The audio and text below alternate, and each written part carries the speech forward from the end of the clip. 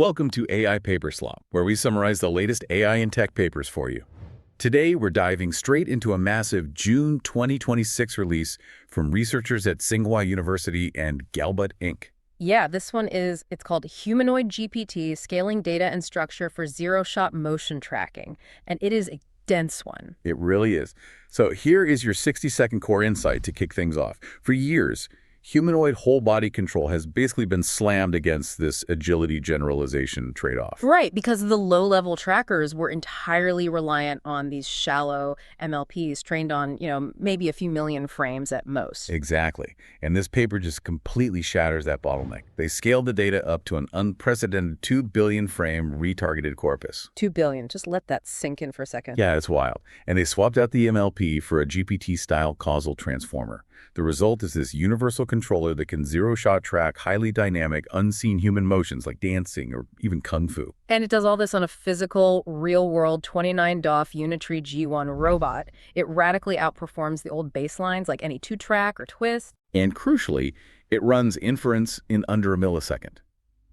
Which is just, for an 80 million parameter model, that's insane. That sub-millisecond inference is really what makes this a true milestone for embodied AI. But to understand how they actually got there, we have to kind of trace this architectural journey they took. Right, because they didn't just, throw a bunch of compute at the problem and hope for the best. No, not at all. We need to explore how they curated those 2 billion frames, how they used harmonic motion embedding to balance the manifold, and then look at their 2-stage training pipeline. Which is the RL experts leading into the DAgger distillation, right? Exactly. And finally, we'll get into the empirical scaling laws they actually proved out. It's a really elegant system. Let's start with the baseline failures then.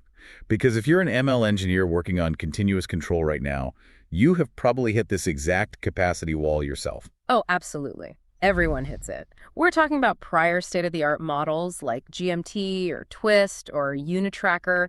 Great systems, but fundamentally doomed. Doomed by the architecture itself. That agility versus generalization trade-off. Walk us through why that happens. Well, that capacity wall is just inherent to shallow networks. If you take a standard MLP, right, and you train it on highly agile, dynamic motions, backflips, rapid martial arts strikes, whatever. Sharp stuff. Yeah, sharp stuff.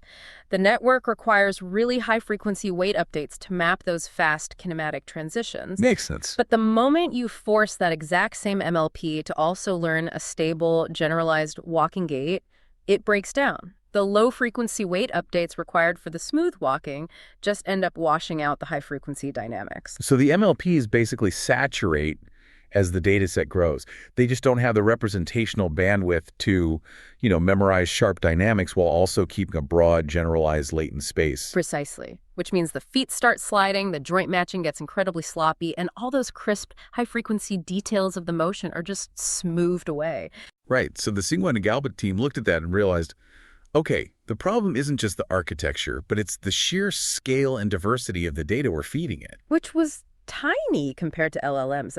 The widely used data sets in this space, like AMAS or LAFN1, they top out at maybe 7 to 10 million frames. And the team here scaled that up by a factor of 200. Yeah, the pipeline for that data aggregation is intense. They pulled in AMAS, LAFN1, Motion Million, PHI-UME, and then merged all of that with a massive in-house data set. But raw data is kind of useless if it doesn't match your robot. Exactly. You can't just feed raw human kinematics into a robot policy. They had to systematically retarget all of those disparate human motions into the exact 29 DOF joint space of the Unitree G1. And I noticed they also ruthlessly stripped out any object interaction data, like climbing stairs or sitting on chairs. Yeah, they had to. Which makes total sense when you think about it. If you include object interactions, you completely break the physics assumptions for a humanoid operating in free space. Right, because the model would learn kinematics that rely on external contact forces, like a chair holding up your weight that won't actually exist in the target deployment environment. The robot would just squat in midair and fall over. Exactly. And then to push the scale even further, they used time warping augmentation. Basically just uniformly accelerating and decelerating the sequences by a factor of 5. Yeah. And that's how they officially hit that staggering 2 billion frame mark. But looking at this, just from a pure data curation perspective, I immediately see a massive danger here. The overfitting risk. Yes. If you just dump 2 billion frames into a model, Won't it just overfit to the most common motion, Yeah. like regular standing or walking? And just completely forget the long-tail agile motions. Yeah. It's like training an LLM on the whole internet and having it only output the word "the" because it shows up the most. It's the classic long-tail distribution problem. More data does not automatically mean better generalization if your manifold is severely skewed. Right, if your data set is 90% walking and 1% kung fu, a monolithic network is just going to optimize its parameters for walking. And treat the kung fu as statistical noise to be ignored entirely. So the authors knew they couldn't just point a transformer at the raw 2 billion frames. They needed to guarantee diversity and balance across the manifold before training a single policy, which leads us to their solution. Right, Harmonic Motion Embedding, or HME. Now, I was looking at the HME section and I got stuck for a second. I was wondering why they went to the frequency domain instead of just doing standard contrastive learning on the raw kinematics. It's a common initial thought, but you have to remember, human motion is inherently periodic. Right. And then it clicked for me. If you cluster by raw joint position, a slow walk and a fast walk look basically identical in spatial coordinates at any given frame. But in the frequency domain, they look completely different. It's like looking at the sheet music instead of just staring at the individual instruments. That is a perfect analogy. The periodic autoencoder captures the underlying rhythm of the movement. So how did they actually implement that? They trained several of these autoencoders on different partitions of the data to extract per-joint periodic amplitudes and frequencies from every single motion sequence. Okay, so you get this massive array of frequencies. Right. And then for each sequence, they simply aggregate the mean and the standard deviation of those harmonic features. That resulting vector is your harmonic motion embedding. Wow. So you end up with a highly compact, incredibly descriptive, latent representation that just ignores all the spatial noise and focuses purely on the dynamic signature. Exactly. And once they mapped out those HME embeddings for the entire data set, they ran k-means clustering using pairwise distances. So this is how they actually partitioned the 2 billion frames. They ended up with roughly 300 distinct motion clusters, right? Yeah, with each cluster containing about 1 to 2,000 sequences. So now you have really strong intra-cluster consistency, like all the sprinting motions are grouped together, all the punching motions are grouped. While still preserving the broad coverage of the global distribution. And what I found really impressive is how they didn't just claim this worked. They mathematically proved the diversity using the logarithmic volume of the covariance ellipsoid. Ah, the log volume metric. This is crucial if you are trying to quantify latent coverage rigorously. Walk us through that, because the math is really elegant. So if you take the covariance matrix of those embeddings and calculate its eigenvalues, the product of those eigenvalues gives you the volume of the ellipsoid in that high-dimensional space. And a higher log volume means your data set spans more orthogonal directions in the latent manifold. Exactly. And when they measured their curated time-warped corpus, they saw a 4 to 5 times increase in the log volume compared to using A mass alone. 4 to 5 times. Yeah. That mathematically proves that balance without diversity caps capability, but diversity without balance overfits the frequent modes. And they successfully optimized for both simultaneously. Okay, so you've got your data cleanly separated into 300 dynamically distinct clusters. The data is ready. But you still can't train a single model on this yet. You need a way to master the physics of each cluster before you can pass that knowledge to a single brain. Right, which brings us to stage 1 of their pipeline training, the expert library. How do they actually ground these 300 clusters in physical reality? Because simulation is tricky. They initialized a separate PPO-based reinforcement learning policy for each of those 300 clusters. So 300 independent experts. Exactly. Each policy acts as an independent expert that only has to master its specific dynamic domain. It doesn't need to know anything outside its cluster. And what's the state space look like for those policies? The policy takes in the target reference pose alongside the robot's privileged proprioceptive state. So that includes per joint positions, velocities, the root's angular velocity, projected gravity, and the previous control action. And then it maps all of that to low-level motor actions via a standard PD controller. That's the setup. But the reward structure they use to train these PPO experts is where the real robotics engineering shines through. Oh yeah, because when you're tuning reward functions for whole body control, a generic tracking loss like just minimizing the Euclidean distance between target joints and robot joints is a guaranteed failure. The robot will literally just flail its arms trying to match the pose and instantly faceplant. Right. Instead, their reward function enforces physically grounded tracking using exponential soft penalties on position, velocity, and this is the key part, SO3 rotation errors. The decision to use the SO3 log map instead of Euler angles or quaternions for the rotational penalty is so vital here. Because humanoid joints operate in a three-dimensional rotational space that is fundamentally non-Euclidean. Exactly. If you use a simple L2 loss on Euler angles, you immediately run into gimbal lock and these topological discontinuities that absolutely wreck your gradient updates. This completely destroys the learning process. By projecting the rotation error into the tangent space using the SO3 log map, they provide a clean, continuous gradient for the optimizer to follow. It's such a smart mathematical workaround. And they also heavily penalize deviations at specific body key points, right? Yeah, the arms, hips, feet, and pelvis. This forces the expert to prioritize managing the center of mass and contact points over, say, perfectly matching the angle of a wrist. Because the wrist angle doesn't matter if you're falling over. Precisely. They also mixed in heavy penalties for self-contact, which I found hilarious but necessary. Yeah, you have to keep the robot from trying to clip its own arms through its torso to achieve a target pose.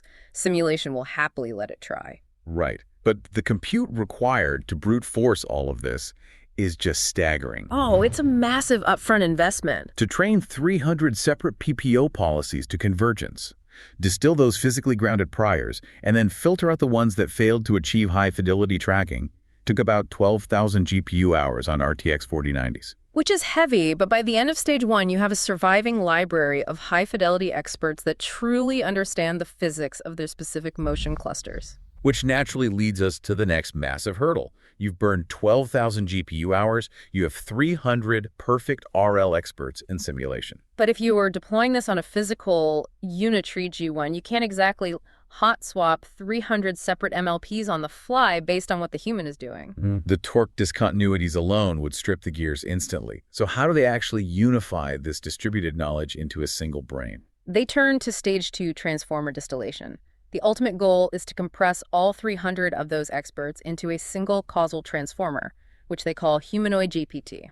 And here is where I really want to push on their architectural choice. Yeah. Because if your ultimate goal is a transformer-based controller, why go through this incredibly convoluted distillation process? It seems like extra steps, right? Yeah.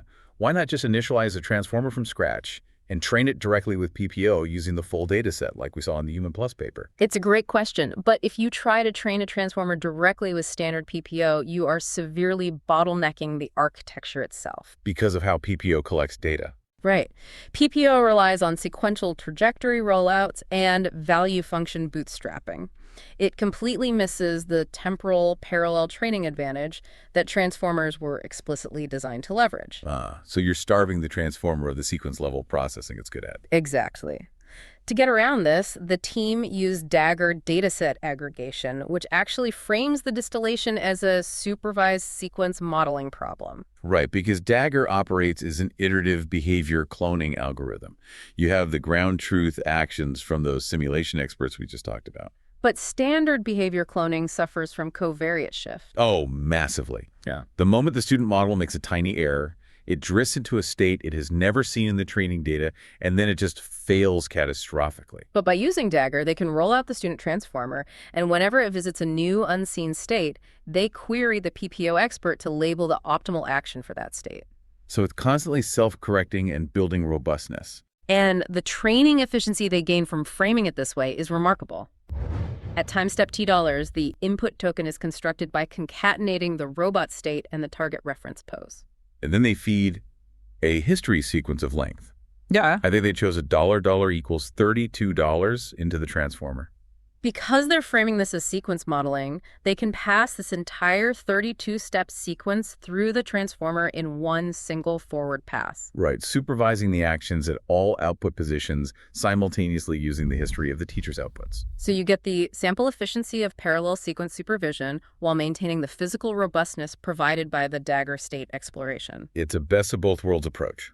And we absolutely must talk about the attention mask here. They did not use bidirectional attention. No, they used a strict causal mask. Which, if you're an ML engineer working in offline RL or language modeling, causal masking is totally standard.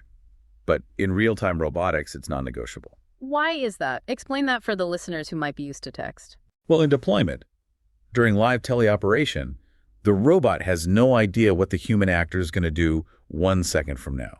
You cannot peek at future tokens because the future hasn't happened yet. Exactly. The causal mask perfectly aligns the training architecture with the strict, unforgiving constraints of online deployment. The model only ever attends to the historical tokens in that 32-step buffer. It also forces the network to implicitly learn position-invariant temporal prediction. Which means the tokens at different positions in the sequence attend to varying amounts of historical context. So the model learns to output stable control targets even at the very beginning of an episode when the history buffer is essentially empty. Okay, so the architecture is locked in. They've distilled 2 billion frames of balanced HME clustered data into a causal transformer via DAgger. The pipeline is complete. But in robotics, simulation is easy and reality is hard. Does this actually prove a predictable scaling law for robotic control? Because that's the holy grail. Well, the empirical scaling laws they map out in Table 2 are pretty definitive. They tested across 2 million, 20 million, 200 million, and 2 billion tokens. And they evaluated different model capacities too, right? Yeah, scaling from Humanoid-GPT small at 5.7 million parameters all the way up to the large model at 80.4 million parameters. And to establish the baselines, they ran the exact same data through temporal convolutional networks, or TCNs, and standard MLPs. And the results clearly expose that capacity wall we talked about earlier. The baselines just completely plateaued, didn't they? Hard plateau. Even when given the full 2 billion tokens, the largest TCN model hit a rigid limit. Its mean per key point position error, or MPKP, stalled at 56.15 millimeters. It just couldn't extract any more precision from the data, no matter how much you fed it. The baselines even exhibited severe overfitting when trained on small data sets. I mean, the large MLP performed noticeably worse than the small MLP at the 2 million token mark. Meanwhile, the transformer architecture scaled gracefully and monotonically across both data size and parameter count. The Humanoid-GPT small crushed the TCN baseline, hitting an error of 43.25 millimeters. And the Humanoid-GPT large pushed that error down even further to 40.99 millimeters. It essentially proves that sequence modeling is the correct paradigm for whole body control. It really does. But, having an 80 million parameter model with a context window of 32 steps presents a massive systems engineering challenge. Oh, absolutely. You are running a heavy transformer on a robot's onboard edge compute. That's not a server farm. Right. If you run a lightweight MLP model like Twist on a CPU using on-NX runtime, you get around 3.32 milliseconds of latency. Which is fast. It is. So to beat that with an 80 million parameter transformer requires aggressive, low-level optimization. If you've ever tried to deploy model-on-edge hardware, you know Python overhead is usually your biggest enemy. It's a killer. The Tsinghua and Galba team just bypassed the Python global interpreter lock entirely. They wrote a custom C++ plus KOMM interface and compiled the model using NVIDIA TensorArt. Leveraging highly optimized kernels for causal attention and fused MLPs. But the optimization that really makes it viable for real-time control is their implementation of KV caching. Okay, yes, KV caching. Yeah. Just like in LLMs. Exactly like in LLMs. In an LLM, you do not recompute the attention matrix for the entire history buffer every single time you generate a new token. Because that would be insanely slow. Right. They applied that exact same principle here.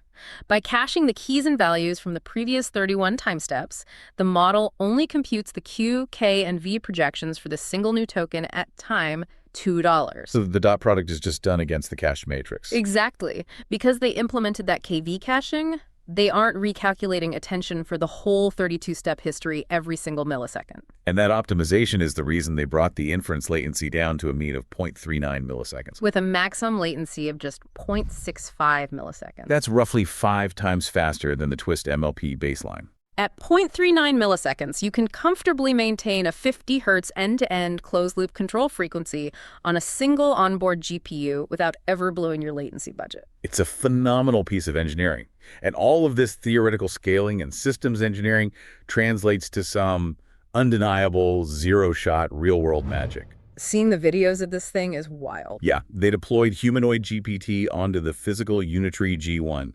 No task-specific fine-tuning, no domain adaptation. None. They fed it unseen, highly dynamic dance sequences like Gokuraku Judo and Huiwanjia, and the robot just tracked them flawlessly. It matched rapid limb coordination, frequent contact transitions, dynamic center mass shifts, Yeah. all the stuff that would instantly topple previous models. They even tested it with a live mocap stream for real-time whole-body teleoperation. And the robot just mirrored the human actor instantly. Handling all the noise and unpredictability of live human motion action without hesitation. It's really the ultimate validation of their entire pipeline. The physically grounded control that the experts learned in simulation, combined with the balanced diversity of the HME clustering and the massive capacity of the Causal Transformer, it all transferred seamlessly to the physical hardware. It's beautiful when theory actually survives contact with reality like that. It really is. So just to summarize this massive achievement for everyone, the researchers completely solved the agility generalization bottleneck. By uniting a 2 billion frame corpus. Right, balancing it mathematically, using harmonic motion embedding,